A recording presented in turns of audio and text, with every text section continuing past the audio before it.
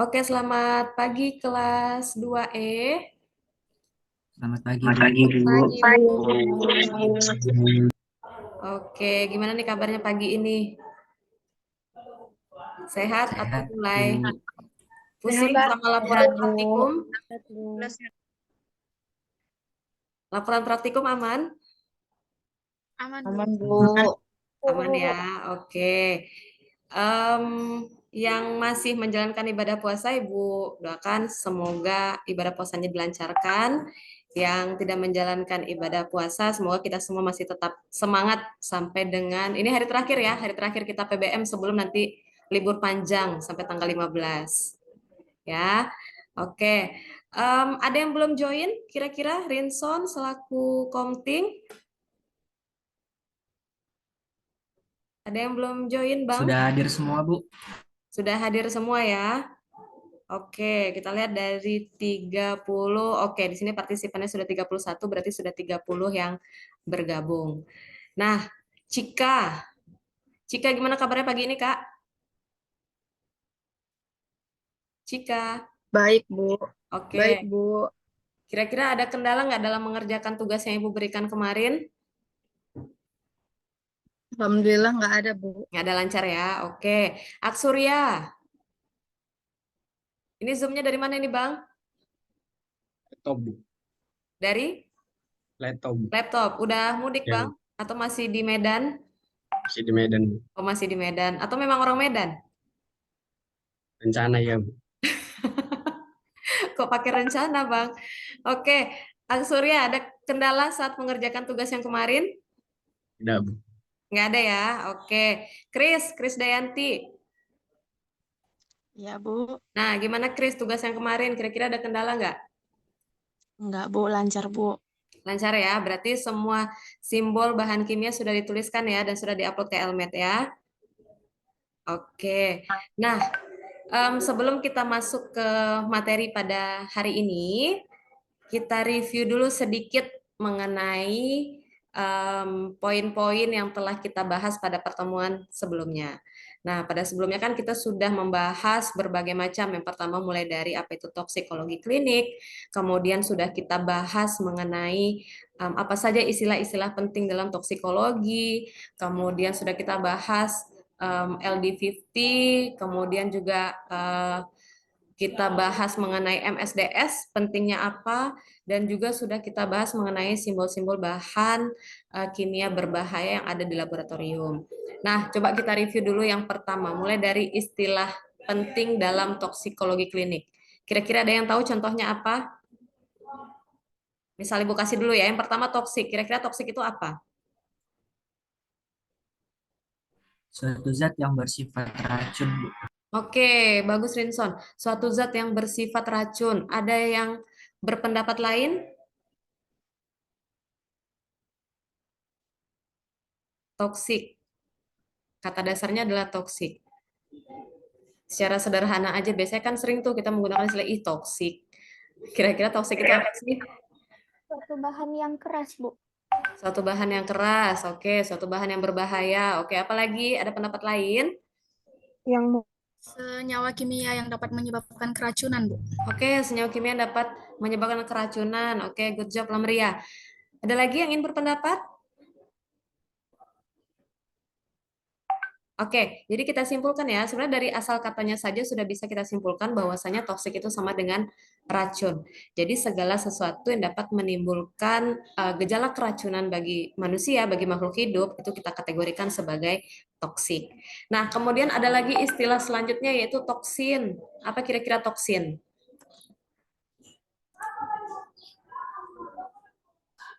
Toksin, ayo kalau ada yang masih ingat pertemuan kita minggu lalu, itu kan ada beberapa istilah-istilah penting yang telah kita bahas bersama, kita diskusikan bersama. Toksin, apa kira-kira itu arti toksin?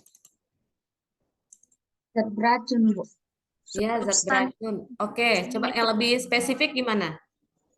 Zat Racun yang beracun yang diproduksi. diproduksi oleh makhluk hidup, Bu. Oke, ada lagi? Ada pendapat lain?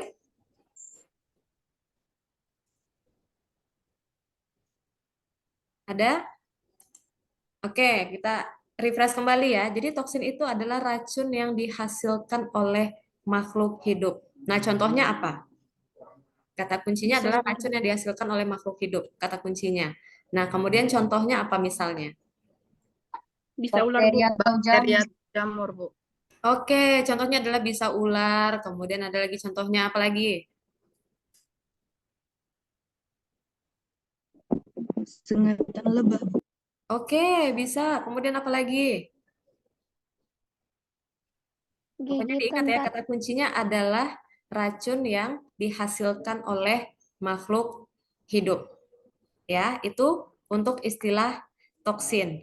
Kemudian ada lagi yang ingat istilah lainnya yang nggak kalah penting. Nah, tadi yang menyampaikan contoh toksin adalah bisa ular. Nah, bisa ini juga disebut dengan istilahnya venom ya. Jadi kalau misalnya nanti ada istilah venom, itu sama dengan bisa dan itu merupakan salah satu jenis toksin. Nah, kemudian kalau toksikan, toksikan apa kira-kira?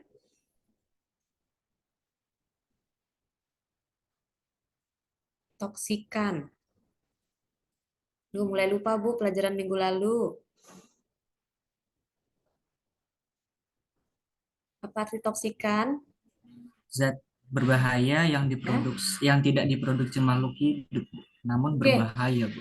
Oke, atau bisa kita sebut juga bahwasanya toksikan ini adalah produk buatan manusia.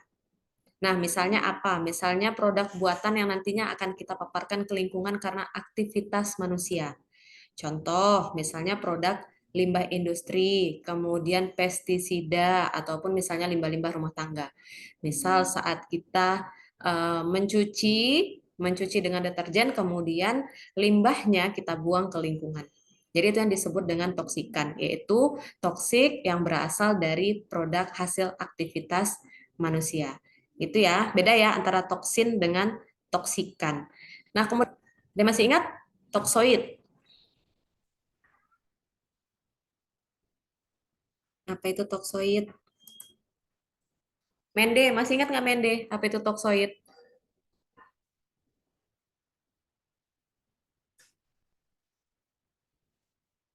Mende baru bangun tidur, Bang.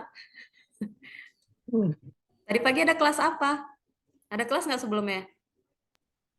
Nggak ada, Bu. Oh, nggak ada ya. Oke. Berarti memang baru bangun tidur ya, Mende?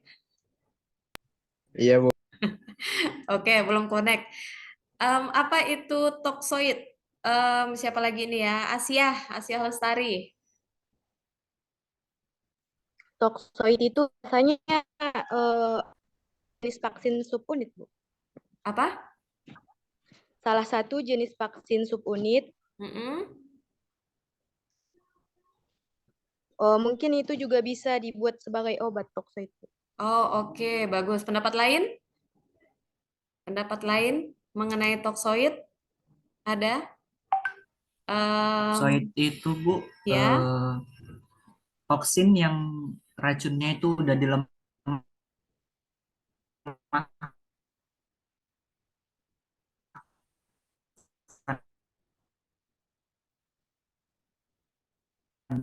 Bu.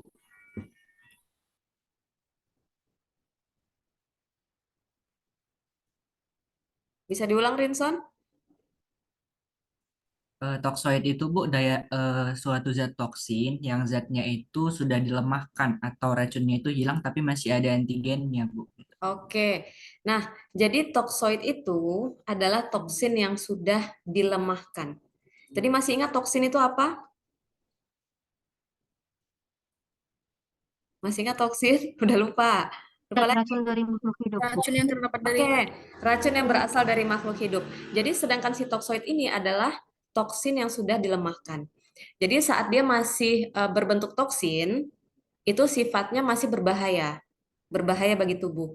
Namun saat dia dilemahkan, sudah menjadi toksoid, justru dia efeknya kebalikan dari efek negatif tersebut. Justru bisa dijadikan sebagai obat, kemudian bisa dijadikan sebagai hal-hal lainnya yang nantinya akan menimbulkan efek positif dalam tubuh. Nah, misalnya contohnya apa? Ada yang tahu kira-kira contoh toksoid apa? Tadi yang menjawab dijadikan sebagai obat siapa ya? Ibu lupa, vaksin. Yang intinya vaksin. Saya, Bu. Oh, oke. Nah, contohnya si toksoid ini adalah saat kemarin masih marak-maraknya kasus COVID-19. Nah, itu kan berbagai macam penelitian dilakukan untuk menemukan vaksin untuk mengobati si COVID tersebut. Nah, salah satu yang ditemukan oleh para peneliti atau oleh para ahli adalah bahwasanya serum darah dari penyintas COVID itu ternyata bisa dijadikan sebagai vaksin. Nah, inilah yang termasuk salah satu contoh toksoid. Ya, jadi harus mengambil serum darah dari yang pernah terpapar COVID. Gitu ya. Nah, itu bisa dijadikan sebagai vaksin. Jadi sangat berbeda saat misalnya di awal-awal dia masih dalam bentuk toksin. Ya kan? Awalnya saat tubuh terpapar, itu kan yang masuk ke dalam tubuh adalah toksin. Namun saat virus tersebut dilemahkan, justru dia malah memiliki efek positif, bisa dijadikan sebagai vaksin. Gitu ya, kira-kira contoh nyata dari si toksoid ini. Nah, kemudian juga istilah yang gak kalah penting, sudah kita bahas mengenai xenobiotik. Apa itu xenobiotik? Ini nanti akan kita bahas sampai dengan pertemuan-pertemuan akhir di toksikologi klinik. Ini pasti akan kita gunakan selalu. Apa itu xenobiotik? Xenobiotik adalah zat asing yang tidak dikenali tubuh, Bu. Oke, SK, ada lagi yang ingin berpendapat mengenai xenobiotik? Juan, Ibu pengen dengar lah suara Juan. Ya, Bu. Ya, xenobiotik apa, Bang? Xenobiotik itu zat kimia yang tidak diproduksi dari tubuh itu sendiri, Bu. Oke, bagus. Kemudian pendapat lainnya coba Ibu dengar dari Yesa, Permata Yesa. Sama, Bu. Zat asing yang tidak dikenal tubuh, Bu. Oke. Jadi, dari yang telah disampaikan oleh teman-temannya tadi, semuanya betul, bahwasanya xenobiotik ini intinya adalah zat asing. Zat asing yang tidak diproduksi oleh tubuh dan tidak dikenali oleh tubuh. Ya, jadi nanti saat tubuh kita, tubuh manusia terpapar oleh racun, maka racun yang masuk ke dalam tubuh itu sering kita gunakan istilah xenobiotik. Ya, jadi misalnya paparan tubuh akibat xenobiotik, misalnya xenobiotiknya apa? Misal logam merkuri atau xenobiotiknya adalah logam timbal, ya. Jadi nanti beda xenobiotik yang masuk ke dalam tubuh. Xenobiotik ini kan nanti macam-macam nih. Ada berupa logam berat, kemudian ada berupa pestisida atau misalnya sejenis parastamol pun bisa menjadi xenobiotik bagi tubuh. Nah, jadi nanti berbeda xenobiotik yang masuk ke dalam tubuh, maka nanti yang terjadi dalam tubuh pun akan berbeda-beda efek yang ditimbulkannya. Nah, inilah nantinya yang akan kita bahas di dalam toksokinetika. Ya, oke. Sedikit lagi kita bahas mengenai yang kita bahas di minggu lalu. Ada istilah penting dalam toksikologi juga yang namanya LD50. Kira-kira apa itu LD50? LD50 adalah dosis yang menyebabkan kematian pada 50% populasi yang terpapar uji coba, Bu. Oke, terima kasih Jess. Pendapat yang bagus. Kemudian ada lagi pendapat lain? Dari LD50, dari singkatannya dulu coba. LD itu kira-kira singkatan dari apa?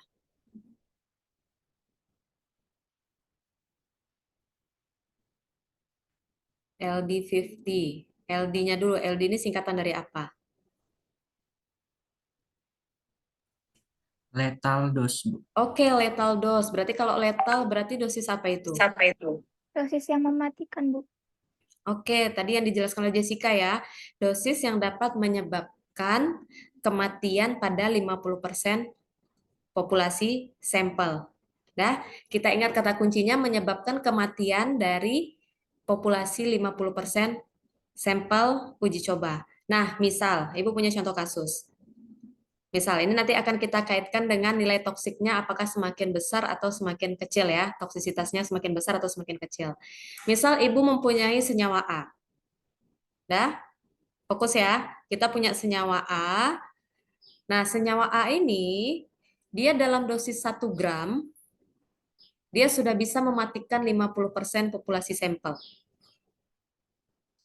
Nah, ini untuk senyawa A. Dia 1 gram bisa mematikan 50% populasi sampel. Kemudian kita punya senyawa B. Nah, si senyawa B ini, dia pada dosis 0,1 gram, dia sudah bisa mematikan 50% populasi uji coba. Nah, kira-kira dari senyawa A dan senyawa B, yang paling toksik yang mana?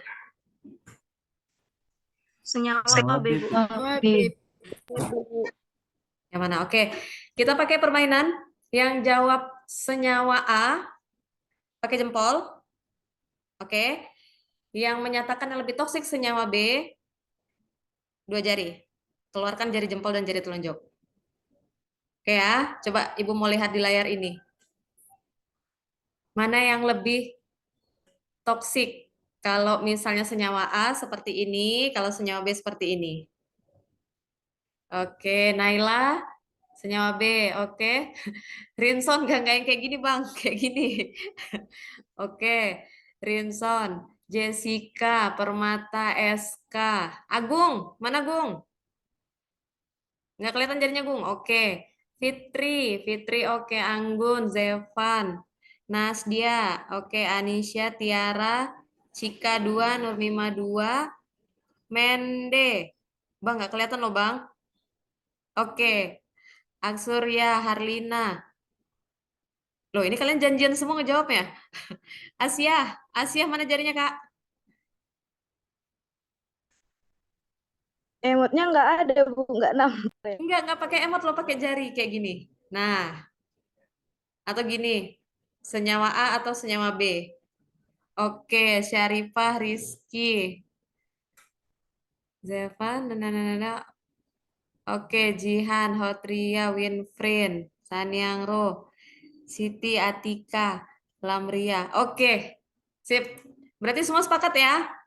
Senyawa 2 lebih toksik. Kenapa demikian? Karena ternyata pada konsentrasi yang kecil saja, dia sudah mampu mematikan 50% populasi. Nah, jadi dari kasus yang Ibu berikan, dapat kita simpulkan bahwasanya kalau semakin kecil LD50, maka toksisitasnya Semakin tinggi. Semakin tinggi, Bu. oke, semakin tinggi atau semakin besar, dan kebalikannya semakin kecil LD50 maka semakin besar LD50 maka toksisitasnya akan semakin kecil. Gitu ya. Oke. Nah, selanjutnya kemarin minggu lalu Ibu sudah memberikan tugas bahwasanya kalian membuat summary dari simbol-simbol bahan kimia yang ada di laboratorium. Masih ingat kan tugas yang Ibu berikan minggu lalu? Oke. Nah, sekarang Ibu ada kuis. Sebelum kita masuk ya ke pertemuan kedua, Ibu ada kuis. Sebentar Ibu akan share screen.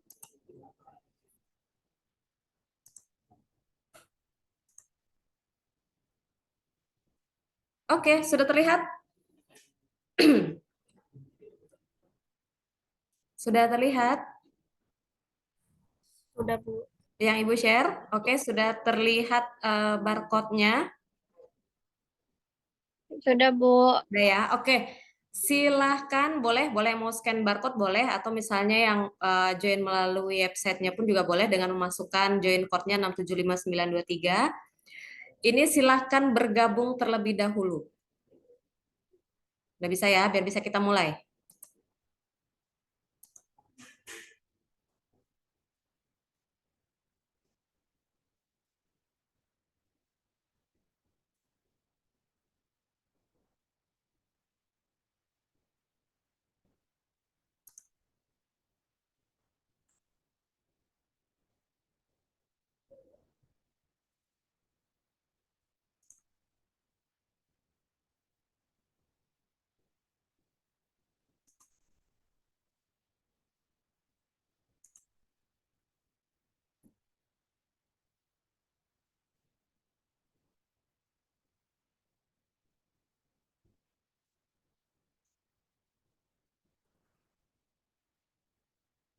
Oke, sudah ada yang bisa masuk?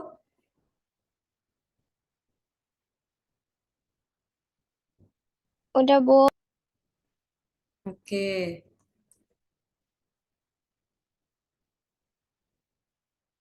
Coba udah berapa orang yang berhasil join?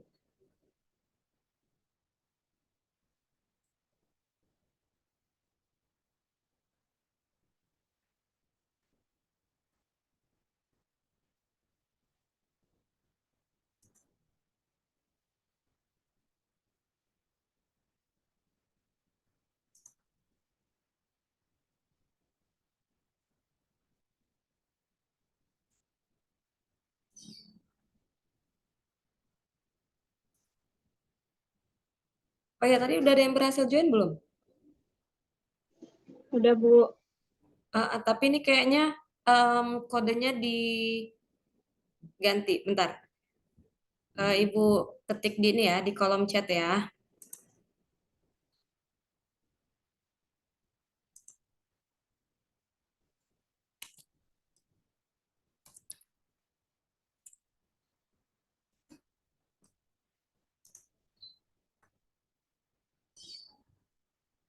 Oke, itu kode yang baru 505853.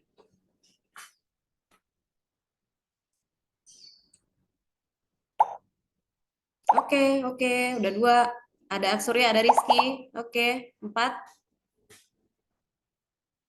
Kita tunggu semuanya join, baru kita mulai permainan. Oke. 10.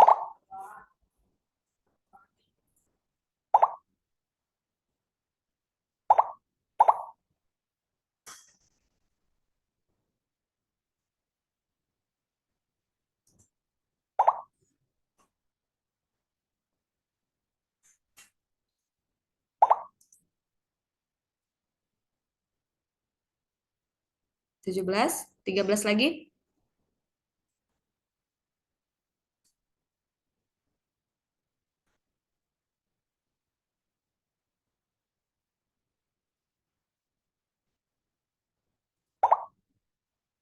Oke, 18.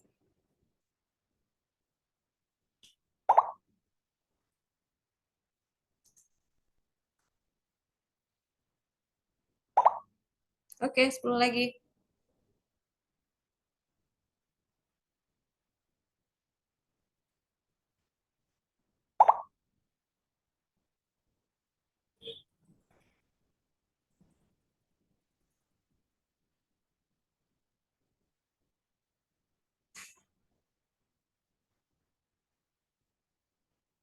Sudah ada yang pernah menggunakan Quizzes ini sebelumnya?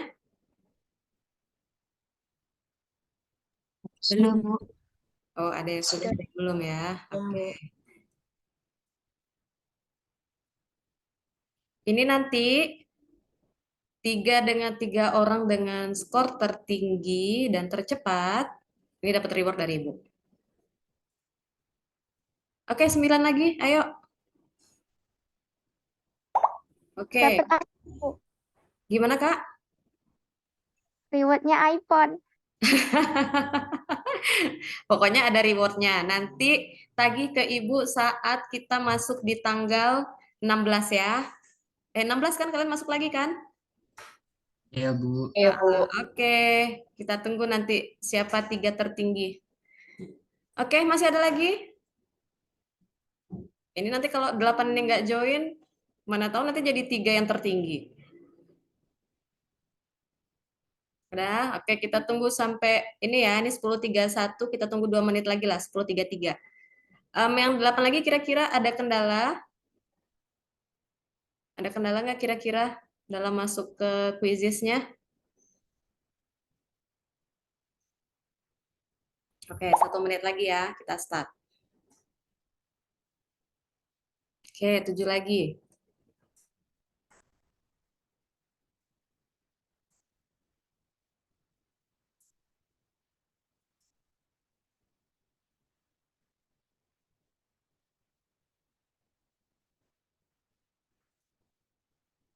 Udah, oke, udah 10.32 kita mulai ya.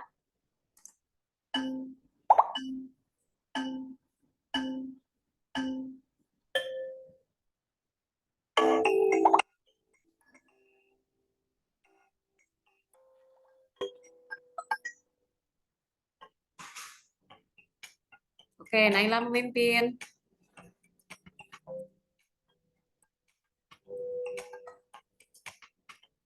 Oke, masih Naila. Oke, disusul oleh Juan di posisi nomor 1.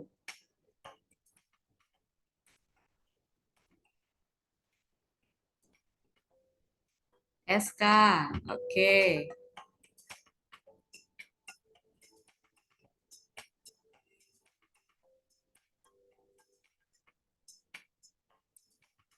Naila lagi.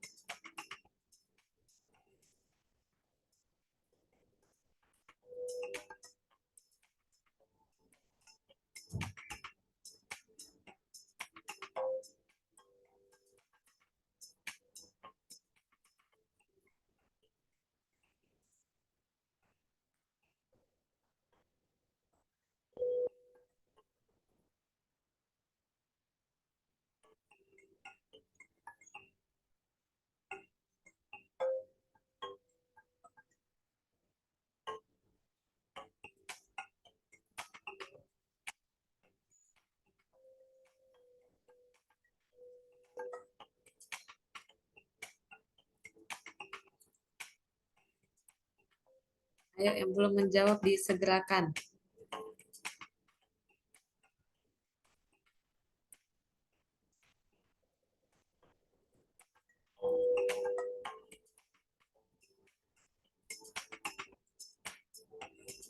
Kotria, Nurmima.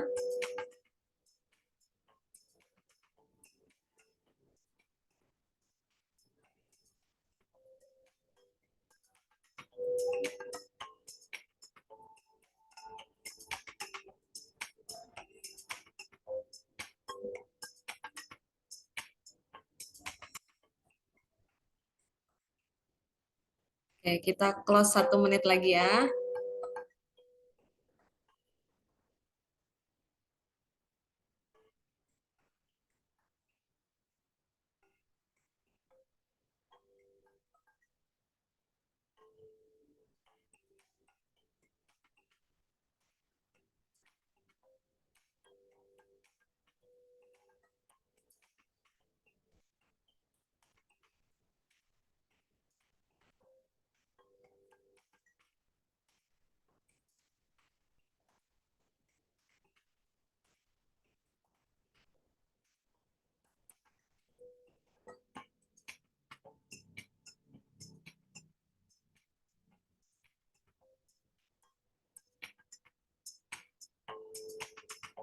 Oke, kita stop.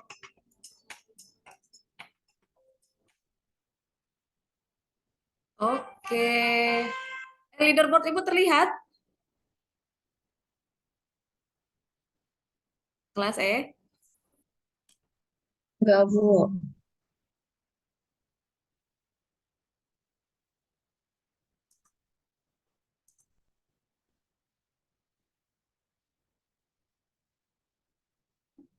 Oke. Tadi selamat. Ada udah screenshot? Tadi siapa pemenangnya?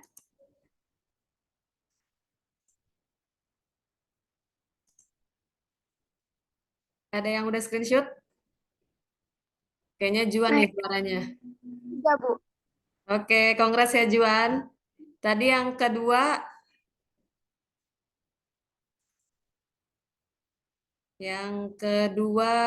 Harlina. Harlina, congratulations. Terus yang ketiga ada Naila. Oke, nanti di hari Selasa tagih ke Ibu ya. Juan, Harlina, sama Naila. Ya, Bu. Oke, yang lain next time mudah-mudahan pas quizzes lagi ke bagian ini ya, ke bagian reward ya. Oke. Nah, untuk minggu lalu, oke, masih ada yang ingin ditanyakan. Udah cukup ini ya, udah cukup paham ya.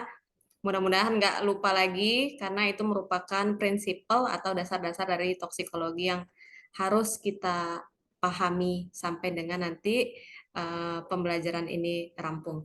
Oke, sekarang kita masuk ke pertemuan selanjutnya yaitu mengenai toksokinetika dan toksodinamika.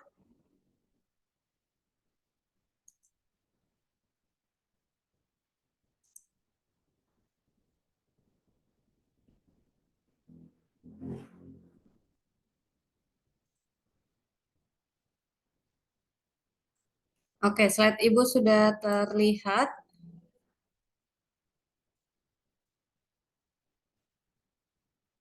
Sudah terlihat? Sudah, Bu. Ya, Bu. Sudah ya, oke.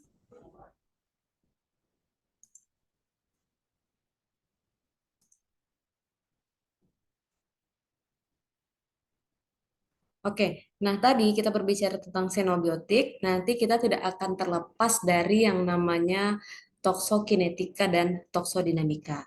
Nah, lalu apa perbedaan dari toksokinetika dan toksodinamika ini? Nah, di sini ya.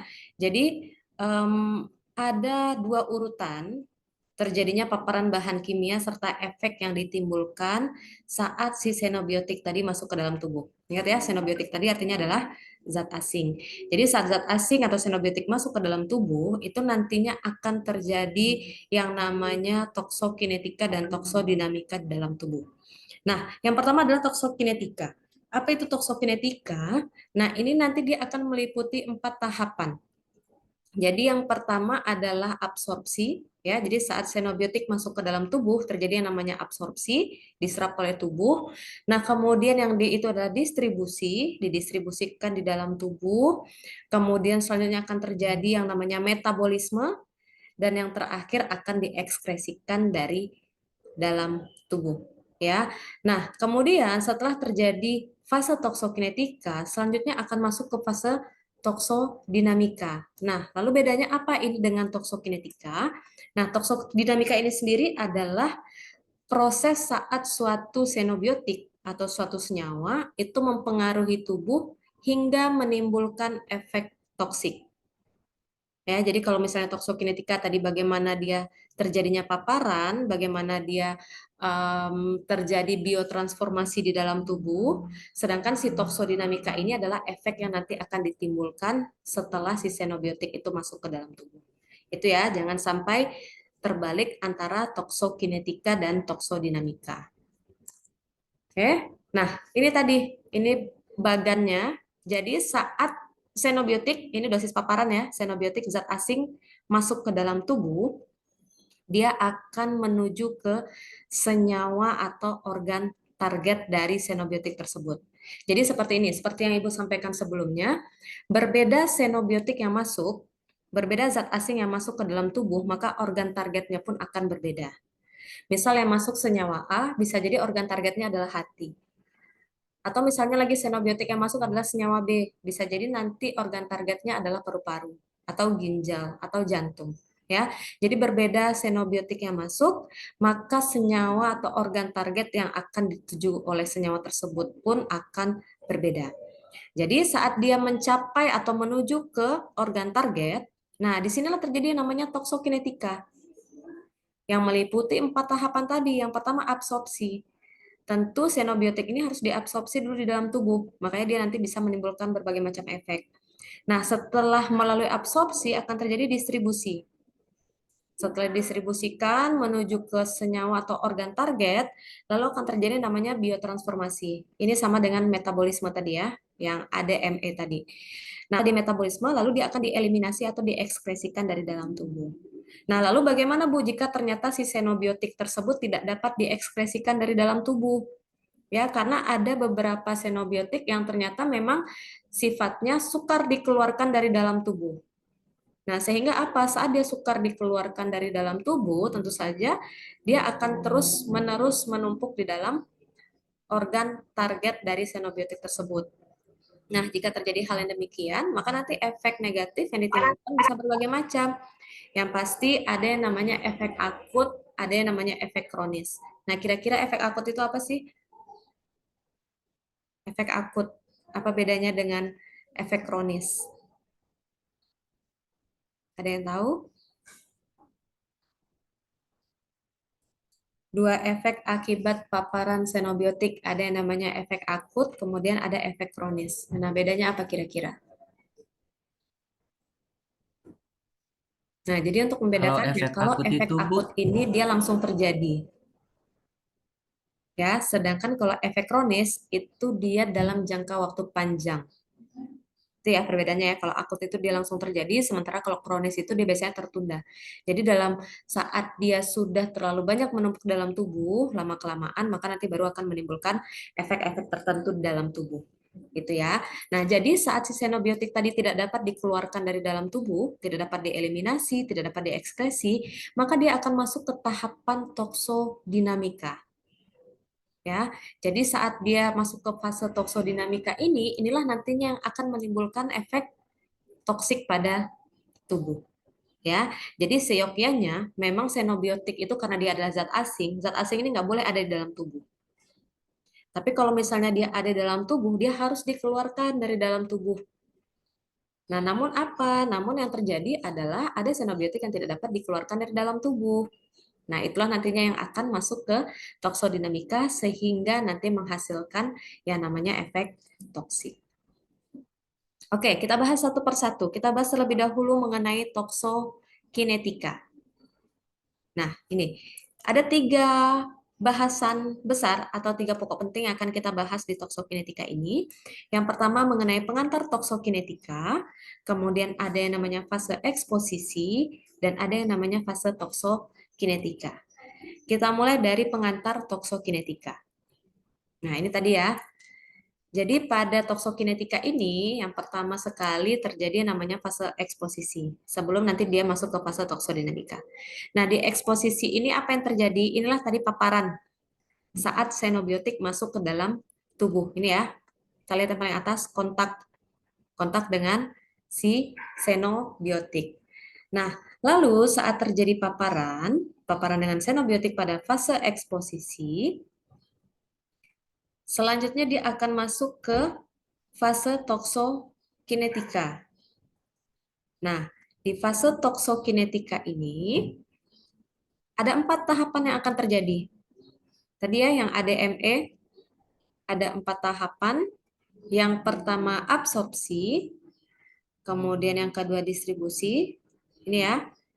Nah, jadi nanti setelah melalui tahapan distribusi dia akan di biotransformasi atau akan di metabolisme di dalam tubuh. Nah, kemudian setelah itu baru dia akan diekskresikan. Namun saat terjadi distribusi ini, jika dia tidak di metabolisme, nah tadi ya, saat dia tidak mampu dikeluarkan dari dalam tubuh, maka dia akan masuk ke fase toksodinamika. Nah, di fase toksodinamika inilah akan muncul yang namanya efek farmakologis. Nah, untuk efek farmakologis ini sendiri, ada terbagi menjadi 2. Yang pertama ada menimbulkan efek klinis, dan yang satu lagi menimbulkan efek toksik. Nah, kira-kira perbedaannya apa? Apa itu efek klinis, apa itu efek toksik? Ada yang ingin berpendapat? Perbedaan antara efek klinis dan efek toksik. Efek toksik itu menimbulkan gejala tertentu, Bu, sedangkan efek klinis itu menimbulkan gejala tertentu, Bu, sedangkan efek toksik menyebabkan suatu penyakit. Oke, good job, Jess. Ada pendapat lain?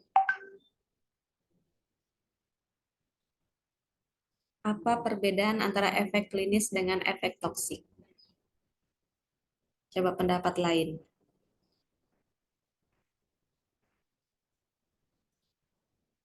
Nggak apa-apa, kalau salah pun nggak apa-apa, nanti kita bahas bersama.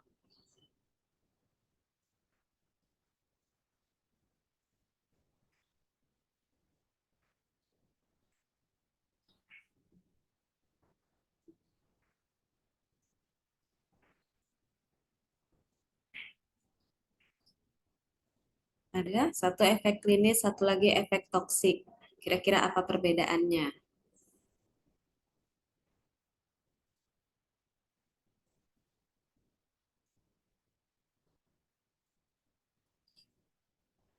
Nah, oke, kita bahas ya. Nah, biasanya kalau untuk efek klinis ini lebih ke efek samping.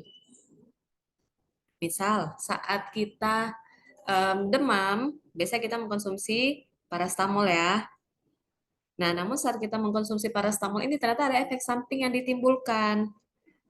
Misalnya apa? Misalnya kayak mudah mengantuk. Atau biasanya itu obat batuk ya, obat batuk yang bikin ngantuk gitu. Nah, atau misalnya apalagi kan ada tuh efek samping dari obat misalnya menimbulkan mual, pusing, kan ada seperti itu ya. Nah, ini disebut dengan efek klinis, lebih ke efek samping. Namun kalau efek toksik ini apa? Efek toksik ini adalah saat dia menjadi racun bagi tubuh.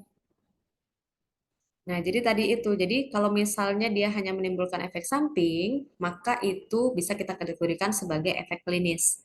Namun saat dia sudah menimbulkan gejala-gejala lain yang ternyata membahayakan bagi tubuh, apalagi saat yang tidak terdeteksi. Yang tadi itu seperti misalnya efeknya adalah efek kronis. Berarti kan dalam jangka waktu panjang baru dia terdeteksi. Nah, itu disebut dengan efek toksik. Jadi itu berbeda ya. Jadi saat xenobiotik masuk ke dalam tubuh, intinya saat dia tidak bisa dikeluarkan, karena dia zat asing ya, zat asing tidak boleh ada di dalam tubuh.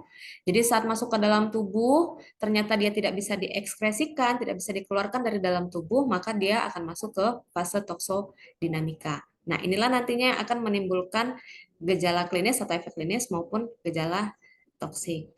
Nah, lalu Bu, apakah saat dia masuk ke fase toksodinamika ini dia bisa dikeluarkan dari dalam tubuh? Nah, itu tergantung lagi. Ya, tergantung dari senyawa yang masuk ke dalam tubuh. Ada senyawa misalnya xenobiotik yang terlalu besar molekulnya, itu nanti tentu dikeluarkan dari dalam tubuh itu bisa mencapai waktu yang cukup lama.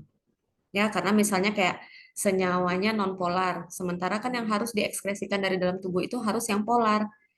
Jadi kan tubuh harus bekerja terlebih dahulu untuk merubah senyawa xenobiotik tersebut dari nonpolar menjadi polar. Baru dia bisa dikeluarkan dari dalam tubuh. Gitu ya, kira-kira ya. Nah, kemudian, nah ini tadi fase eksposisi yang paling pertama, fase paparan atau bagaimana cara si xenobiotik tersebut masuk ke dalam tubuh. Itu bisa melalui 3 jalur. Yang pertama bisa melalui kulit, yang pertama ya, atau ini absorpsinya bisa melalui kulit. Kemudian ada yang namanya jalur inhalasi. Nah, kira-kira ini kalau xenobiotiknya masuk melalui apa ini? Hidung. Oke, ya melalui sistem pernafasan. Jadi misalnya apa? Misalnya xenobiotiknya adalah kalau misalnya kendaraan bermotor biasanya menghasilkan apa? Asap, Bu. Iya, asap. Lebih detailnya lagi apa misalnya senyawanya? Senyawa yang ada dalam asap itu apa misalnya? Monoksida. Oke, kemudian ada apa lagi? Pernah mendengar hasil pembakaran tidak sempurna dari kendaraan bermotor itu menimbulkan senyawa timbal? Pernah ya? Nah, timbal ini kan sebenarnya juga salah satu contoh dari xenobiotik. Karena kan timbal nggak diproduksi oleh tubuh, ya kan? Berarti si timbal ini adalah si xenobiotik. Jadi nanti xenobiotik tersebut bisa masuk melalui sistem pernafasan. Lalu apa yang terjadi saat timbal masuk? Nah, itulah nanti yang akan kita bahas di toksokinetika. Oke, selanjutnya ada melalui jalur saluran cerna. Ini biasanya paparannya melalui apa? Masuknya melalui apa? Makanan, Bu. Oke, bisa dari makanan, bisa dari minuman, pokoknya yang masuk melalui mulut, gitu ya. Jadi pada fase eksposisi ini adalah fase atau tahapan bagaimana si xenobiotik masuk ke dalam tubuh. Itu bisa berbagai macam, yang pertama bisa melalui kulit, kemudian kalau kulit biasanya melalui injeksi ya, kebanyakan ya. Kemudian bisa melalui jalur inhalasi, melalui sistem pernafasan, atau bisa melalui jalur saluran cerna. Ini secara oral berarti. Nah, ini tadi untuk toksokinetika itu dia ada 4 tahapan. Jadi tadi kan sudah masuk kita ke fase eksposisi, fase paparan. Paparan ini adalah saat xenobiotik masuk ke dalam tubuh. Nah, kemudian setelah terjadi fase eksposisi, apa yang terjadi? Selanjutnya si xenobiotik tersebut akan masuk ke fase toksokinetika. Nah, di sini akan terjadi 4 tahapan. Yang pertama ada absorpsi, kemudian yang kedua ada distribusi, kemudian yang ketiga ada metabolisme, dan yang terakhir ada ekskresi. Oke ya. Nah, sekarang kita gunakan metode pembelajaran secara jigsaw, seperti yang setelah Ibu jelaskan sebelumnya. Jadi kalian silakan nanti Ibu buatkan breakout room, masuk ke kelompoknya sudah dibagi, Rinson? Teman-temannya udah tahu kelompok berapa? Sudah, Bu. Udah ya, udah tahu ya. Oke. Nanti Ibu buatkan breakout room. Silakan nanti kelompok 1 itu membahas mengenai absorpsi. Ya, jadi misalnya tadi saat si xenobiotik masuk ke dalam tubuh. Jadi apa yang terjadi pada tahapan absorpsi ini? Ya, itu tugas dari kelompok 1. Oke, silakan nanti dicari sumber sebanyak-banyaknya atau nanti di kolom chat akan Ibu kirimkan referensi utama. Tapi itu boleh kalian tambah dengan referensi lainnya jika misalnya ada misalnya artikel penelitian atau misalnya e-book yang lain juga tidak masalah. Ya. Kemudian nanti kelompok 2 akan membahas distribusi. Jadi tadi setelah xenobiotik masuk ke dalam tubuh, kemudian dia melewati fase absorpsi, lalu apa yang terjadi pada fase distribusi? Nah, ini nanti akan didiskusikan oleh kelompok 2. Oke. Kemudian untuk kelompok 3 akan membahas mengenai metabolisme. Jadi setelah xenobiotik melalui tahapan absorpsi, distribusi, lalu apa yang terjadi pada tahapan atau fase metabolisme ini? Ya, dan yang terakhir kelompok 4 nanti akan membahas mengenai ekskresi. Nah, di ekskresi ini nanti kan xenobiotik sudah melalui 3 tahapan. Absorpsinya bagaimana, distribusi bagaimana, metabolisme, kemudian nanti bagaimana cara si xenobiotik tersebut diekskresikan dari dalam tubuh. Nah, kira-kira seperti itu ya. Jadi nanti silakan diskusi di breakout room masing-masing selama lebih kurang 30 menit. Baru setelah itu nanti akan kalian presentasikan mulai dari kelompok 1 sampai kelompok 4. Nah, tujuannya apa? Kita menggunakan metode jigsaw ini. Jadi kalian menemukan terlebih dahulu satu persatu konsepnya. Jadi nanti di akhir baru nanti semuanya dapat menyimpulkan. Jadi meskipun nanti kalian membahas distribusi, setelah nanti 4 kelompok paparan, kalian semuanya akan paham. Oh, ternyata di absorpsi terjadinya seperti ini. Oh, ternyata di metabolisme seperti ini dan di ekskresi seperti ini. Begitupun dengan kelompok ekskresi. Meskipun yang dibahas dalam kelompok adalah ekskresi, nanti di akhir saat semuanya telah presentasi, kalian semuanya memahami tahapan mulai dari absorpsi, distribusi maupun metabolisme. Gitu ya. Ada pertanyaan sampai di sini sebelum kita buatkan breakout room-nya? Jadi nanti silahkan join masing-masing ya ke breakout room yang telah dibagi sebelumnya. Oke, ada pertanyaan? Oke, Ibu stop share dulu biar Ibu buatkan breakout room-nya. Oke.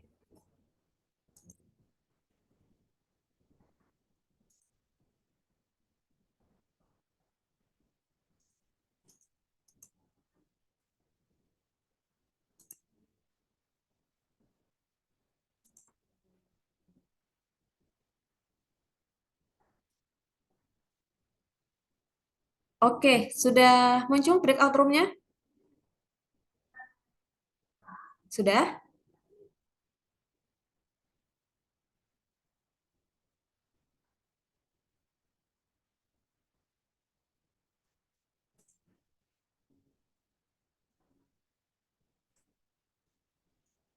Oke, room 2 udah ada yang masuk Jihan. Oke.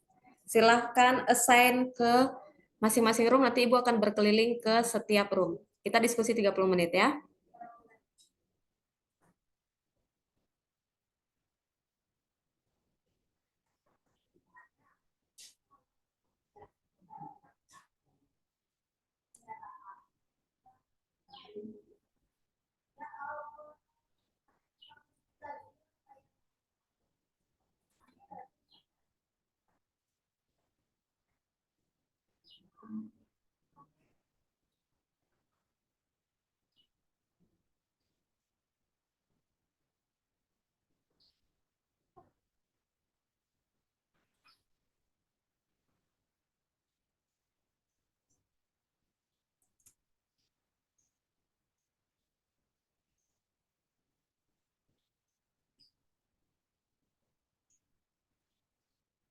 Oke, Hotria kelompok berapa?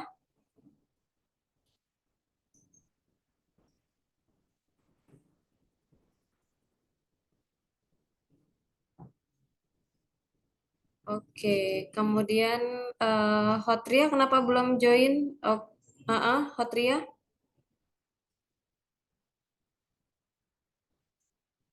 Oke, Fitri kelompok berapa, Kak?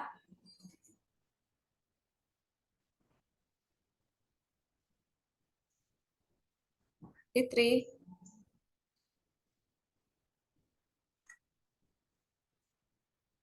Oke, biar Ibu pindahkan lah ke room. Fitri.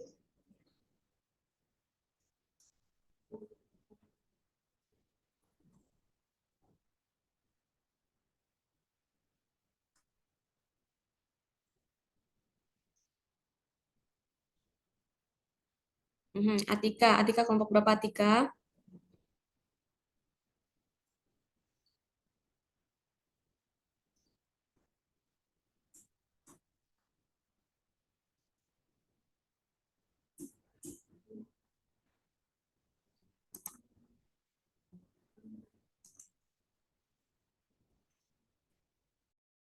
PPT-nya. Jangan kalian persingkat lagi. Ya, oke. Kelompok 1 ada kendala. Tidak ada, Bu. Oke, butuh referensi toksikologi klinik yang dikeluarkan oleh BPPSDM. Boleh, Bu. Boleh ya, Ibu share di kolom chat ya.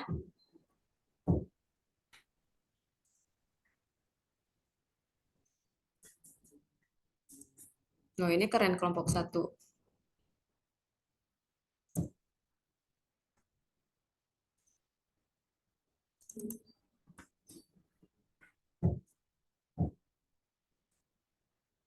Oke, kelompok 1 anggotanya lengkap semua?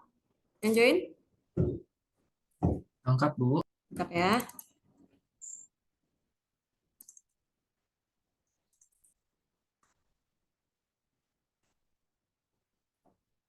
Psikologi klinik, oke.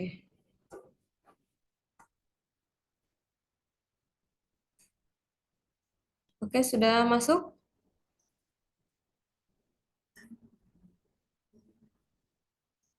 Sudah ada di kolom chat, sudah terlihat?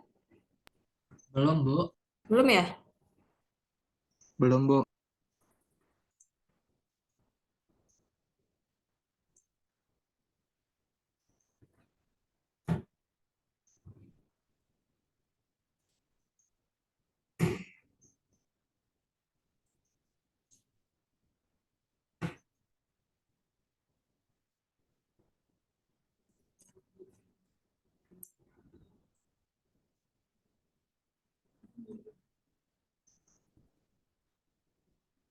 Oke, boleh dilanjutkan diskusi sambil menunggu filenya terkirim ya.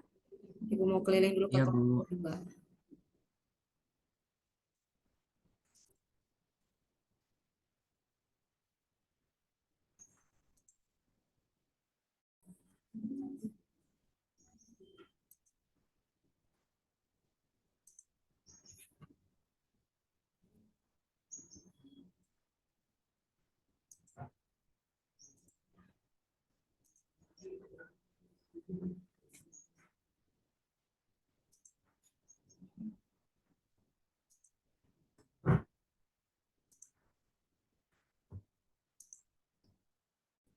Ngelek. Hah? Oke, Nampak. kelompok Ibu 2 udah. lancar, aman? Lancar, Bu. Oke, silakan dilanjutkan diskusinya.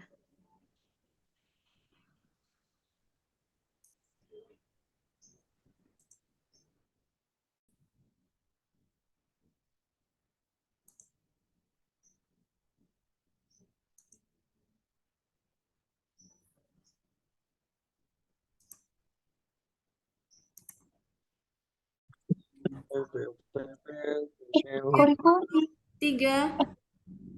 Kelompok 3 aman? Aman, Bu.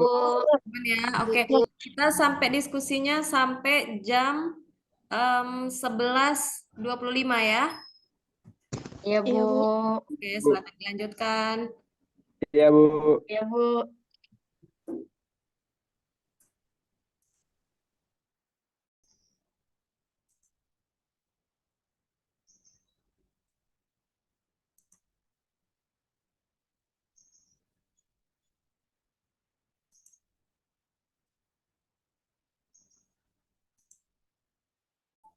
Oke, kelompok 4 aman? Ada yang ingin ditanyakan? Aman, Bu. Aman ya, mengenai ekspresi ya. Oke, nanti jangan lupa PPT-nya dibuatkan. Kita mulai nanti presentasinya di 11.25 ya. Iya, Bu. Oke, silakan diskusinya.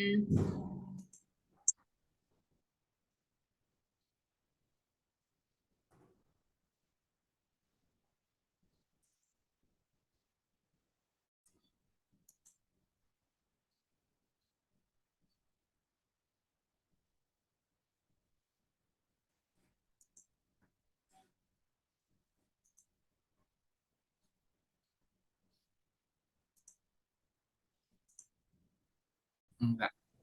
Apa itu? Oke, kelompok 1. Nanti kita mulai presentasinya di 11.25 ya. Iya, Bu. Oke, coba gimana garis besar absorpsi setelah kalian diskusi bersama? Hmm, satu orang aja nih, Bu, yang kasih kesimpulannya, Bu. Boleh. Absorpsi itu, Bu, secara garis besarnya itu proses yang dimana pertama masuk zat xenobiotiknya itu terkena paparannya baru masuk ke sistem sirkulasi tubuh. Nah, Kalau laju absorpsi dari xenobiotika itu, Bu, ditentukan oleh seberapa besar zat yang masuk, seberapa besar sifat zat xenobiotik yang masuk, dan bagaimana prosesnya masuk ke aliran darah. Kurang lebih gitu, Bu. Oh, oke. Nanti coba ditambahkan ini Bang, coba lihat Ibu di part terakhir, coba dilihat. Yang di mana, Bu? Yang di bagian absorpsi, oke, yang di slide ke-6, coba dilihat slide ke-6. Oh, ini, Bu. Oke, oh ini mencontohkan ininya ya, mencontohkan si xenobiotiknya si heroin, kemudian em, oke, mungkin untuk proses absorpsi kelompok 1 tadi kan ada melalui tiga jalur untuk fase eksposisi, ya kan? Ada Oh melalui iya, Bu. kulit, kemudian ada melalui secara oral, kemudian ada secara inhalasi. Coba nanti Inhalasi. ditambahkan ya, Iya, Bu. biar makin lengkap. Oke, nanti 11.25 kita balik ke main room. Oke, Bu.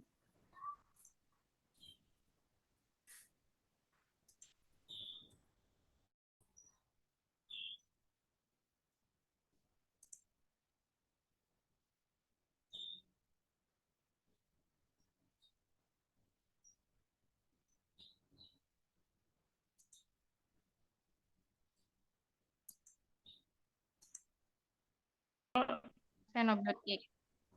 Yang pertama, faktor biologis meliputi laju aliran darah dari organ dan jaringan, sifat membran biologis, dan perbedaan pH antara plasma dan jaringan.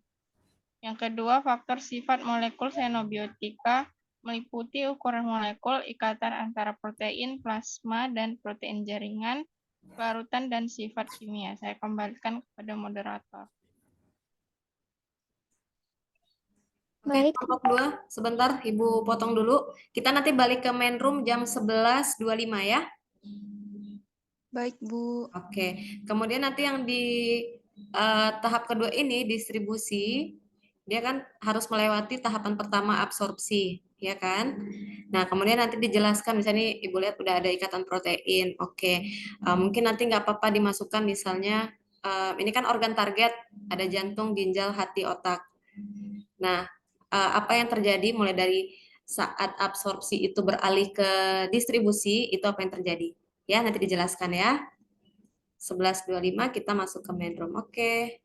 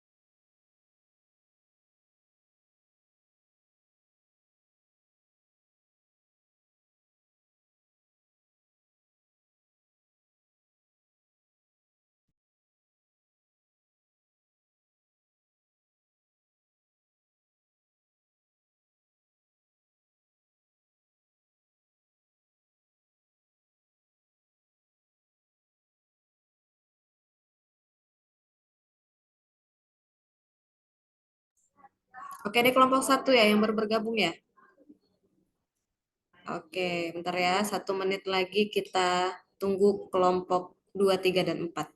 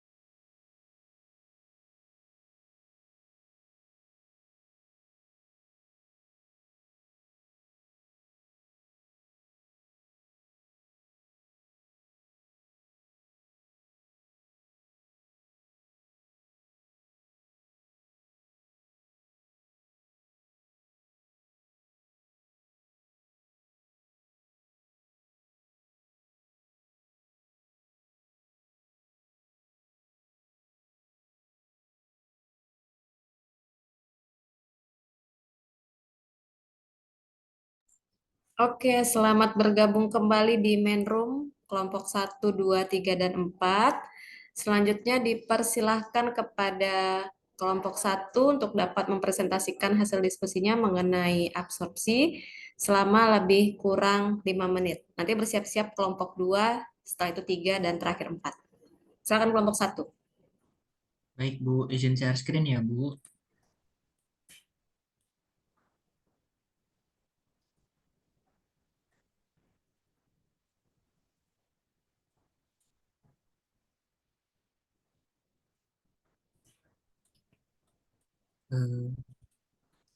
Selamat pagi teman-teman, kami dari kelompok 1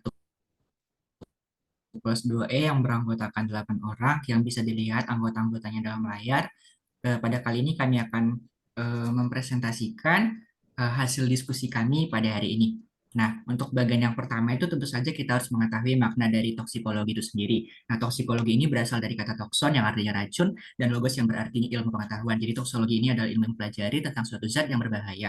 Nah, ketika suatu zat yang berbahaya ini masuk ke dalam tubuh, tentunya akan menimbulkan suatu efek yang dimana bisa dikatakan sebagai efek toksin yang tidak diinginkan dalam tubuh. Dan tentunya proses masuknya xenobiotik ini ke dalam tubuh dipengaruhi oleh beberapa faktor, yaitu faktor seberapa besar jumlah frekuensi dari dari zat xenobiotik yang masuk, kemudian seberapa lama zat xenobiotik itu masuk ke dalam tubuh dan bertahan di dalam tubuh, dan kemudian bagaimana cara zat xenobiotik itu masuk.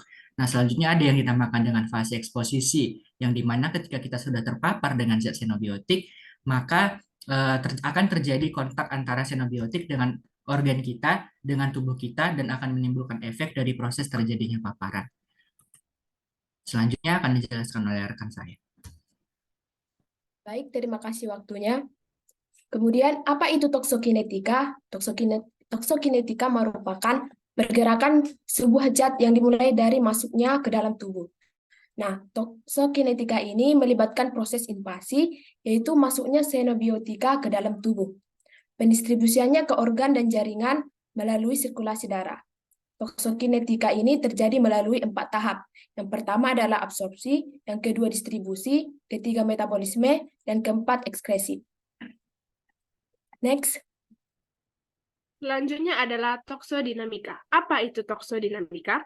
Toksodinamika adalah proses ketika xenobiotik atau zat asing yang tidak dikenali tubuh masuk ke dalam tubuh sehingga mempengaruhi tubuh dan dapat menimbulkan efek toksik dari 4 proses sebelumnya. Pada tahap toksodinamika inilah terjadi efek toksik dari xenobiotik yang masuk ke dalam tubuh. Dalam dunia medis dimanfaatkan untuk menilai suatu zat toksik dan upaya pencegahan atau pengobatan. Selanjutnya akan dijelaskan oleh teman saya. Yang pertama, absorpsi. Seperti yang sudah kita tahu bahwa absorpsi itu adalah proses masuknya xenobiotik atau zat asing ke dalam tubuh melalui berbagai jalur.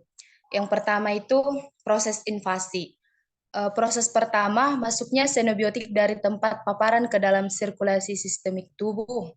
Yang kedua, laju absorpsi xenobiotika ditentukan oleh frekuensi zat, sifat membran biologis, dan aliran kapiler darah.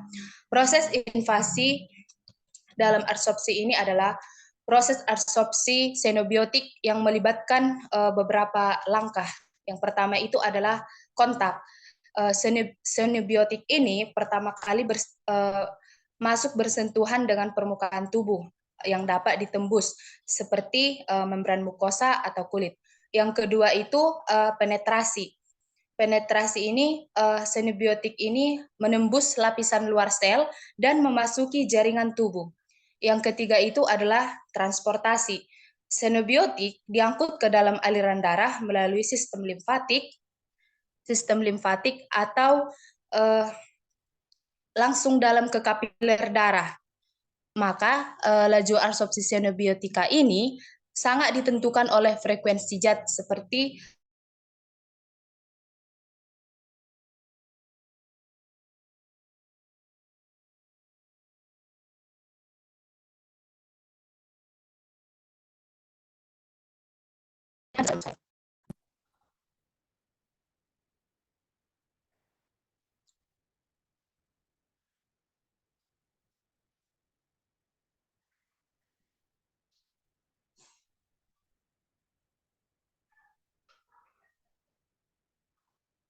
bagaimana zat xenobiotik dapat masuk ke dalam tubuh? Yang pertama itu heroin. Heroin biasanya dengan cara menguapkan dan kemudian dihirup dengan merokok atau vape. Jadi orang yang merokok masuknya heroin ke dalam tubuh biasanya orang yang perokok atau menggunakan vape. Yang kedua oral atau melalui mulut seperti kapsul, obat-obatan, tablet yang berbentuk padat maupun obat berbentuk cair. Hal di atas kemudian sebagian besar berlangsung di pembuluh kapiler, kemudian didistribusikan ke seluruh tubuh. Next.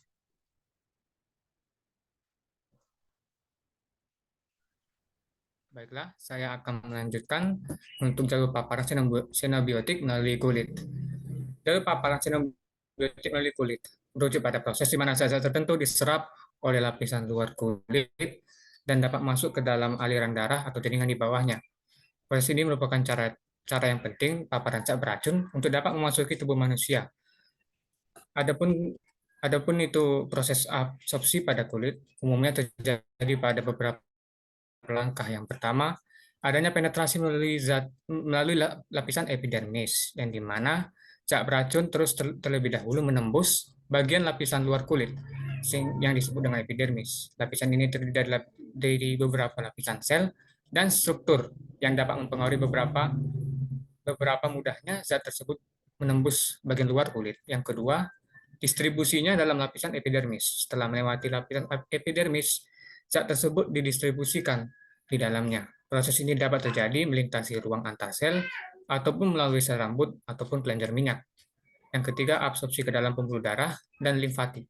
Zat yang telah melewati lapisan epidermis dapat masuk ke dalam pembuluh darah dan limfatik di bawahnya. Dari sini, zat dapat diangkut ke berbagai tubuh, termasuk organ vital, jantung, paru-paru ataupun otak.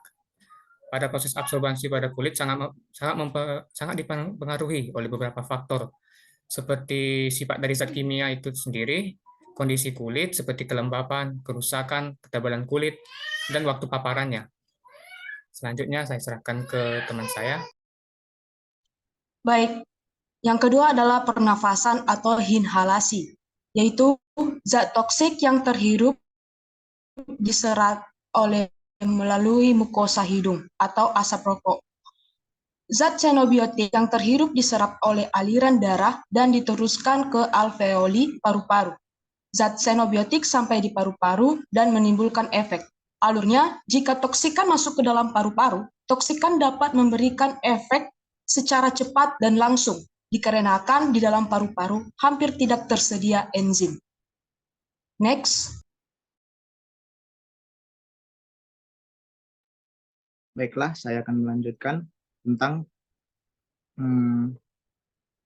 jalur paparan xenobiota dari oral atau mulut.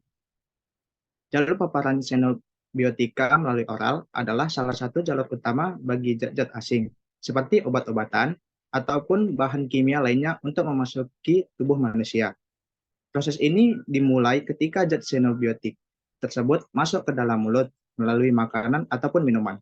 Setelah masuk ke mulut, zat-zat tersebut berinteraksi dengan berbagai komponen dalam mulut. Lalu, zat-zat xenobiotik ini bergerak ke lambung, yang dimana mereka akan mengalami proses pencernaan awal.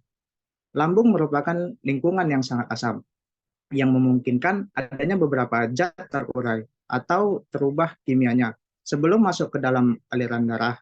Namun, beberapa zat bisa memasuki lambung tanpa mengalami perubahan signifikan. Setelah meninggalkan lambung, zat-zat xenobiotik tersebut akan diserap oleh saluran pencernaan, terutama oleh usus halus, tempat penyerapan utama nutrisi dan zat-zat lainnya yang terjadi. Proses penyerapan ini memungkinkan zat-zat xenobiotik tersebut untuk memasuki aliran darah dan didistribusikan ke bagian jaringan dan organ bagian tubuh.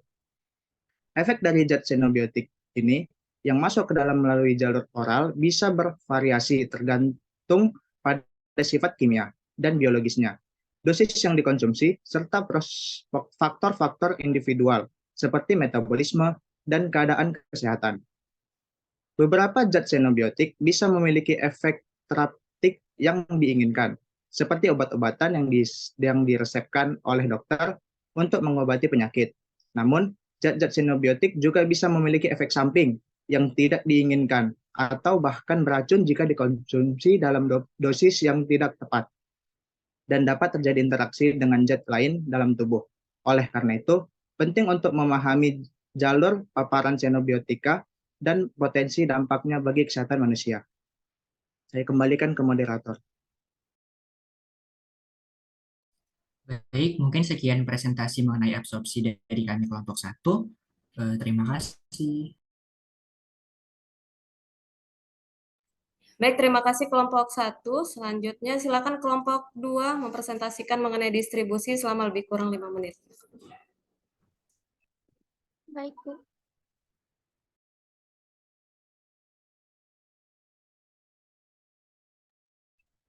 Vincent, tolong share screen, kenapa?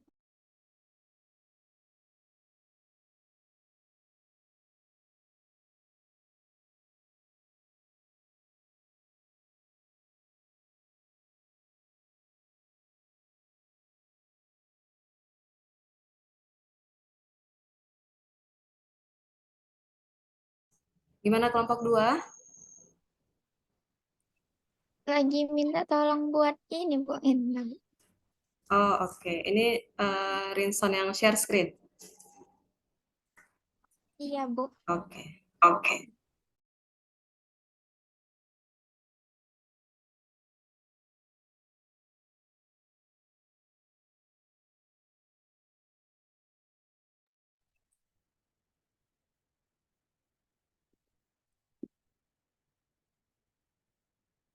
Baik. Sebelumnya, kenalkan kami dari kelompok 2 yang beranggotakan yaitu Agung Firmansyah, Yang kedua ada Anggun Syamsinar. Yang ketiga ada Aisyah Lestari. Yang keempat ada Jian Adinda. Yang kelima ada saya sendiri, yaitu Naila Syaukia. Yang keenam ada Saniang Grunababan. Yang ketujuh ada Siti Aminah Capa. Dan yang terakhir ada Tiara Ari Kustantri. Baik, pada slide pertama saya persilahkan untuk Siti Aminah Capa membaca slide tersebut. Waktu dan slide saya persilahkan. Baik, terima kasih.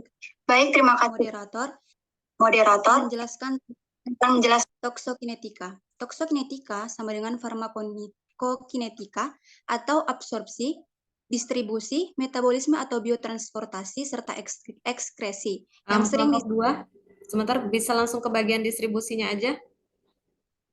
Langsung aja ya.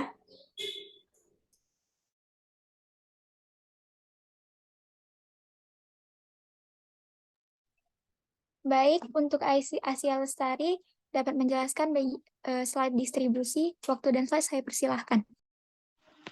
Baik, saya akan melanjutkan. Proses selanjutnya setelah absorpsi adalah distribusi, di mana penyebaran xenobiotik dari sirkulasi sistemik ke seluruh tubuh, yaitu dapat melalui otak, hati, paru-paru, jantung, ginjal, usus, dan lain-lain. Mereka menyebar melalui sistem peredaran darah. Absorpsi xenobiotik ke dalam tubuh juga dengan proses distribusi xenobiotik ke berbagai organ tubuh. Ini sangat ditentukan oleh afinisitas xenobiotik terhadap organ dan spesifisitas. Sementara afinitas adalah xenobiotik merujuk pada kemampuan zat kimia yang tidak biasa di dalam tubuh atau xenobiotik untuk berikatan atau berinteraksi dengan target biologis tertentu, seperti reseptor atau enzim. Selanjutnya, distribusi ini terlaksana dengan cepat apabila xenobiotik dapat memasuki peredaran darah. Saya kembalikan ke moderator. Baik, terima kasih kepada Asia Lestari. Dan slide selanjutnya, saya persilakan kepada Jian Adinda. Waktu dan slide saya persilakan.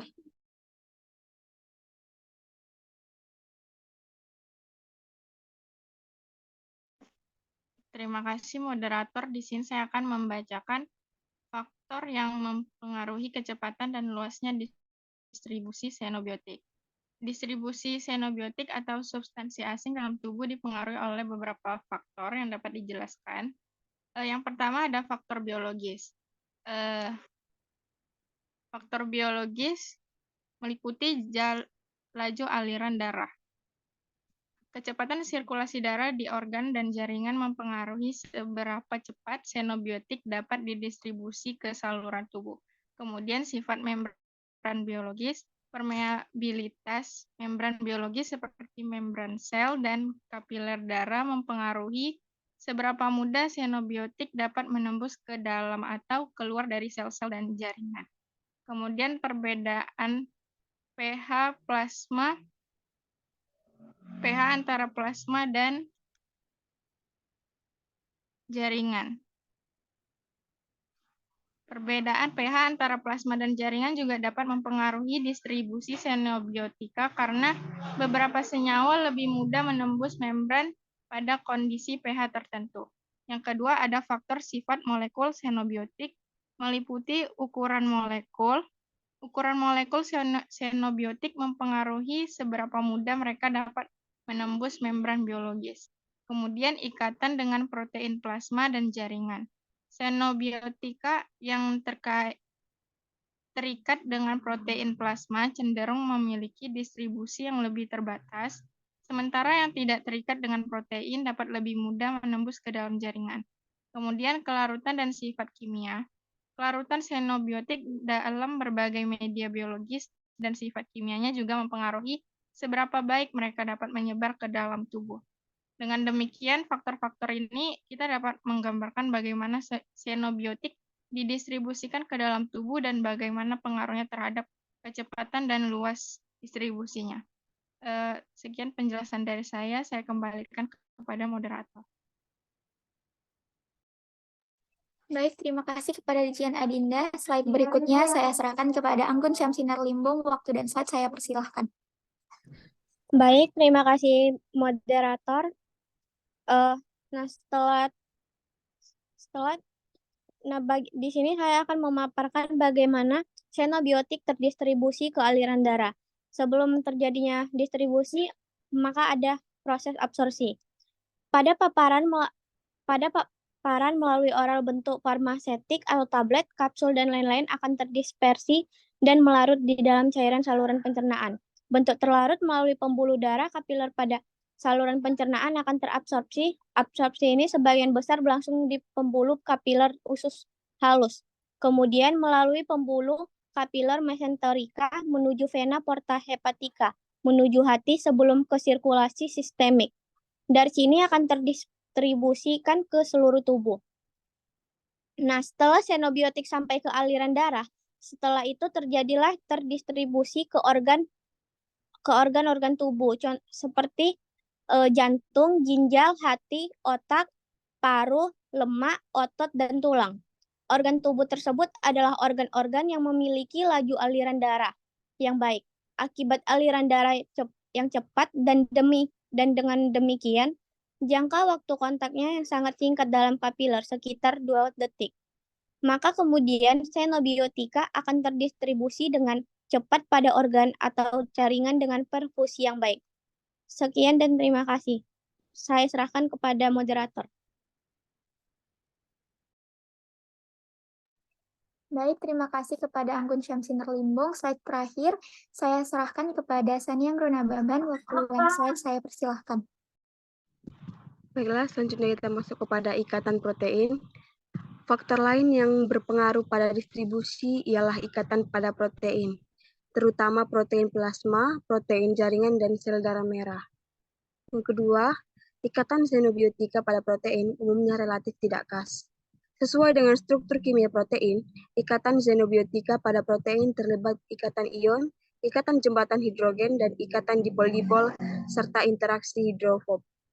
Beragamnya kemungkinan ikatan yang terlibat memungkinkan berbagai xenobiotika yang dapat terikat pada protein. Oleh sebab itu, ikatan xenobiotika pada protein dikatakan tidak khas. Yang ketiga, ikatan protein adalah bolak-balik atau reversibel. Ikatan tak bolak-balik atau irreversibel, atau misalnya ikatan kovalen, ikatan reaksi sitostatika yang mengalkilasi protein, tidak termasuk ke dalam ikatan protein. Baik, saya kembalikan kepada moderator. Baik, sekian dari presentasi kami kelompok 2. Kurang dan lebihnya kami minta maaf. Terima kasih. Oke, terima kasih kepada kelompok 2. Lanjut kelompok 3 untuk metabolisme.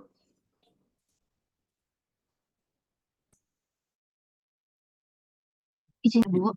Screen, Bu.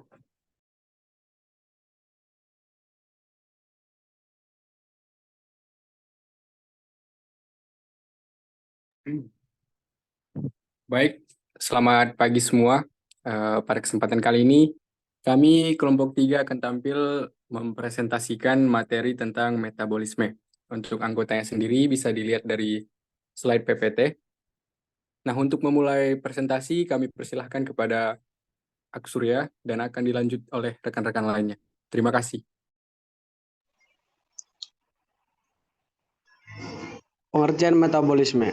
Metabolisme adalah proses xenobiotik yang masuk ke dalam tubuh akan diperlakukan oleh sistem enzim tubuh, sehingga senyawa tersebut akan mengalami perubahan struktur kimia dan pada akhirnya dapat diekskresi dari dalam tubuh. Proses biokimia yang dialami oleh xenobiotika dikenal dengan reaksi biotransformasi yang juga dikenal dengan reaksi metabolisme. Biotransformasi atau metabolisme pada umumnya berlangsung di hati dan sebagian kecil di organ-organ lain seperti ginjal, paru-paru, saluran pencernaan, kelenjar susu, otot, kulit, atau di darah.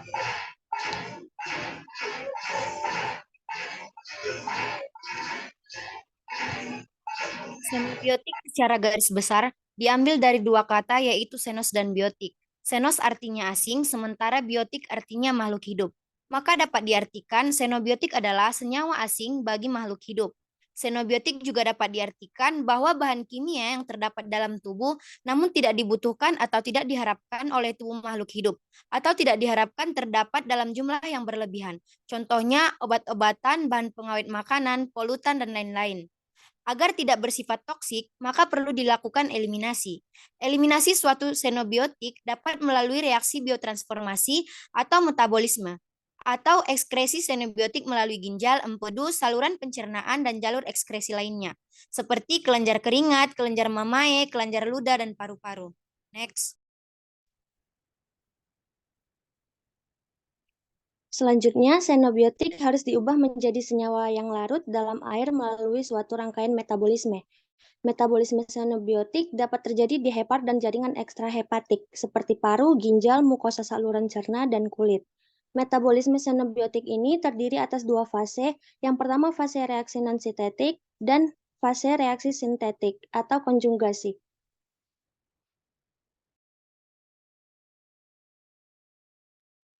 Baik, fase 1 biasa juga disebut sebagai reaksi non-sintetik, di mana terjadi pembentukan gugus fungsional atau perubahan gugus fungsional yang sudah ada pada molekul xenobiotik. Adapun tujuannya membuat senyawa menjadi lebih polar dan digunakan sebagai substrat untuk reaksi konjugasi pada fase 2, di mana pada kondisi tertentu fase ini dapat merubah senyawa inaktif menjadi aktif.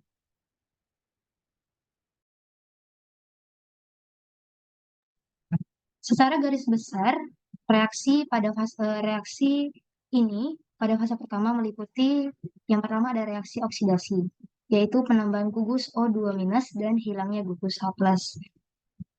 Reaksi oksidasi merupakan proses terbesar yang terjadi pada fase pertama, diperkirakan 90% dari reaksi lainnya. Dari reaksi oksidasi ini, terdapat lagi reaksi lainnya, yaitu reaksi aromatik hidroksilasi, epoksidasi, hidroksilasi alifatik, reaksi dealkilasi.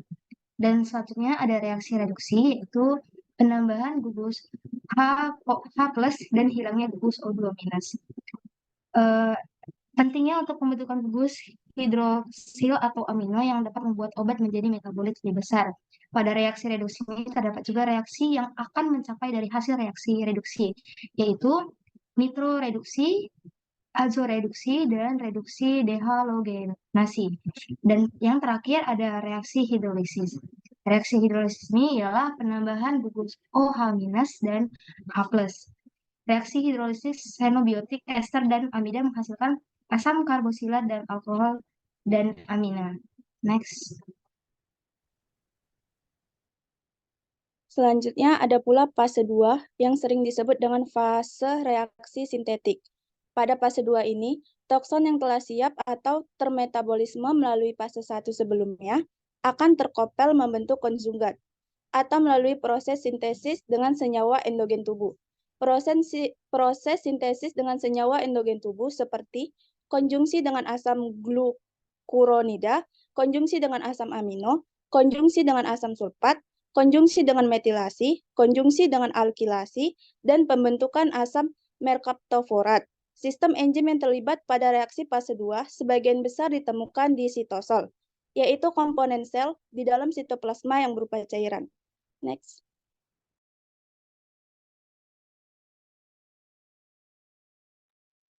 Baik, berakhir sudah presentasi kami kali ini. Jika ada perbuatan dan perkataan kami yang tidak menyenangkan, kami memohon maaf. Dan kami mengucap terima kasih kepada semua yang telah mendengarkan dan memberikan perhatian kepada kami selama presentasi. Selamat pagi, terima kasih.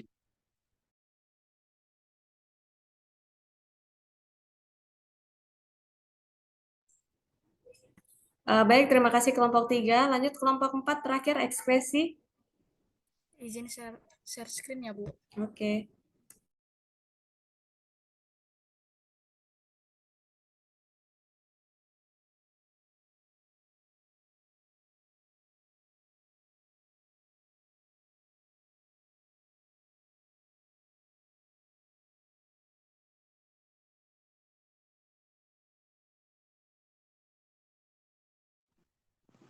Baik, selamat pagi Bu Dian dan teman-teman sekalian.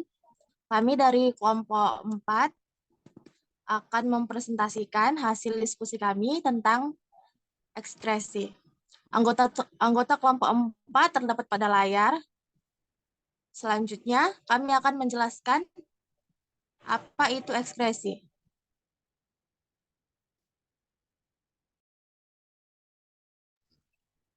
Ekskresi adalah sistem pengeluaran. Sistem ekskresi berfungsi untuk membuang keluar hasil pembakaran dan sisa metabolisme di dalam tubuh agar tidak meracuni tubuh. Metabolisme adalah sel-sel dalam tubuh yang melakukan proses metabolisme untuk menghasilkan energi dan zat-zat yang dibutuhkan tubuh. Proses ini juga menghasilkan zat-zat sisa metabolisme. Zat sisa metabolisme yang harus dikeluarkan antara lain berupa urin melalui ginjal, keringat melalui kulit, empedu melalui hati, dan CO2 atau karbon dioksida melalui paru-paru. Next.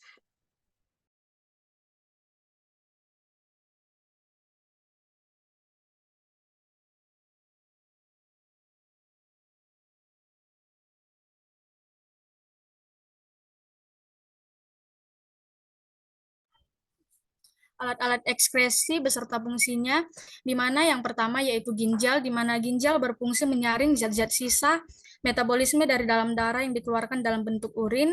Yang kedua, mempertahankan dan mengatur keseimbangan air dalam tubuh, menjaga tekanan osmosis dengan cara mengatur konsentrasi garam dalam tubuh, mempertahankan keseimbangan kadar asam dan basa dengan cara mengeluarkan kelebihan asam atau basa melalui urin.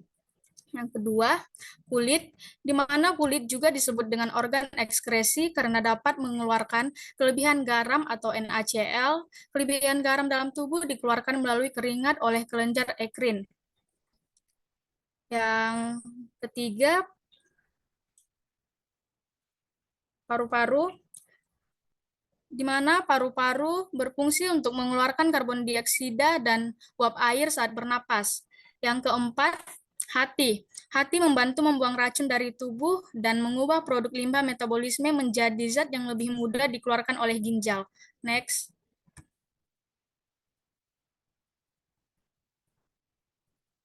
Gangguan sistem ekskresi. Yang pertama ada gangguan pada ginjal, yaitu ada batu ginjal, yaitu adanya batu dari endapan kalsium dan garam pada pelvis ginjal. Penyebabnya yaitu sering menahan urin dan kurang minum. Yang kedua ada gagal ginjal. Gagal ginjal adalah kondisi di mana ginjal tidak lagi dapat berfungsi dengan baik untuk menyaring darah dan membuang limbah. Yang ketiga ada diabetes mellitus. Kadar urinnya mengandung glukosa. Hal ini karena adanya kadar gula di dalam darah yang tinggi. Next. Selanjutnya, gangguan pada kulit. Eksem atau alergi merupakan penyakit kulit karena infeksi atau iritasi bahan luar yang termakan atau menyentuh kulit. 2. Jerawat merupakan gangguan pada kelenjar minyak yang umumnya dialami oleh anak remaja. Next. Selanjutnya gangguan pada paru-paru. Yang pertama asma atau sesak napas disebabkan alergi terhadap benda-benda asing yang masuk hidung. Yang kedua kanker paru-paru disebabkan oleh kebiasaan merokok atau terlalu banyak menghirup debu asbes dan radiasi ionisasi yang mempengaruhi pertukaran gas di paru-paru. Yang ketiga emfisema adalah penyakit pembengkakan alveolus yang menyebabkan saluran pernafasan menyempit. Next. Gangguan pada hati. Ada hepatitis, yaitu pada hati. Masuk hepatitis A, B. Hepatitis dapat disebabkan oleh virus, bakteri, atau racun. Gejalanya meliputi kelelahan, mual, muntah, sakit perut, dan urin berwarna kuning. Dan sirosis merupakan penyakit hati yang kronis dan mengakibatkan guratan pada hati sehingga hati menjadi tidak berfungsi. Next.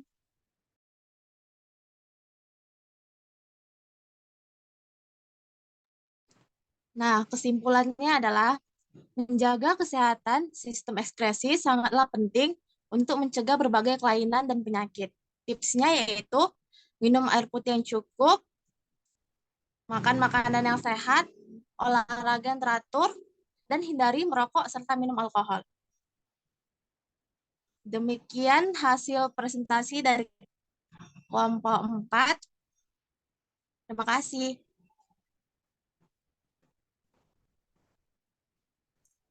Oke, terima kasih kepada kelompok 4 yang sudah mempresentasikan tema mereka mengenai ekspresi. Mungkin bisa kita berikan applause untuk kita semua yang sudah merampungkan seluruh tahapan pada toksokinetika ini. Jadi Ibu rangkum, pada fase toksokinetika itu tadi terdapat 4 tahapan besar ya sebelum dia masuk ke fase toksodinamika. Yang pertama absorpsi. Nah, ini yang paling utama setelah terjadinya paparan. Jadi paparan yang dari jalur inhalasi maupun jalur oral dan jalur lainnya itu biasanya akan diserap langsung oleh tubuh. Nah, lalu apa setelah diserap oleh tubuh langsung ke tahapan distribusi.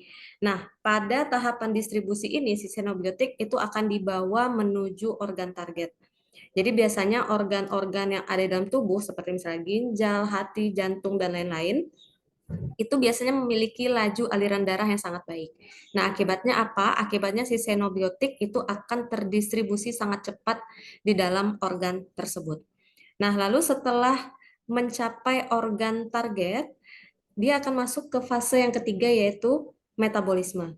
Nah, di fase metabolisme ini tadi seperti yang telah dijelaskan oleh kelompok 3 ada 2 fase, ada fase pertama, ada fase yang kedua.